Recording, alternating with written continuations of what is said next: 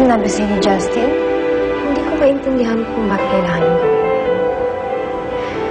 Kung bakit kailangan magpakasal, tapos magkaroon ng kasunduan. Saan mo naman dinala ang asawa ko kagabi, ha? Sana punta sa akin. Dahil iniwan mo siya. Luigi, ano ba talagang gusto kong mangyari? Hayaan ko yung asawa ko na nakipag-date sa'yo? Frankly, I don't know what's the problem.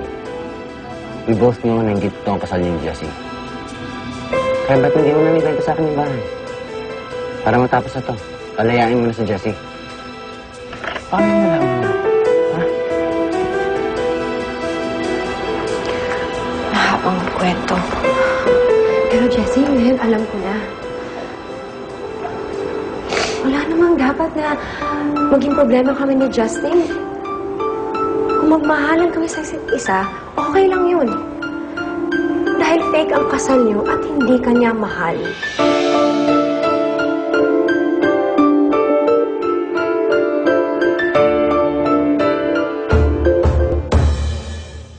Bago ka magpakasal, dapat sigurado ka kung sino yung pakakasalan mo, di ba? I know. Tingnan niyo si Justin, di ba? Ha? Meron ka bang alam na hindi namin alam? In the court of law, hindi tinatanggap ang isang kaso kung walang ebidensya. Therefore, yung pinirmahan nyo ni Jessie na kontrata, kailangan makuha mo yon at kailangan ibaon natin sa ilalim ng earth. Kailangan natin ng copy ng contract na yan para we know what we're dealing with. Eh bakit hindi lang kayo humingi ng kopya ng kontrata kay Jessie? Magkikita kami ni Jessie mamaya. I'll see if that's possible. Anong kailangan nyo mahanap at makuha? Show me the contract para makita ng mga lawyers ko yung terms. Para matulungan kanila. Bingo.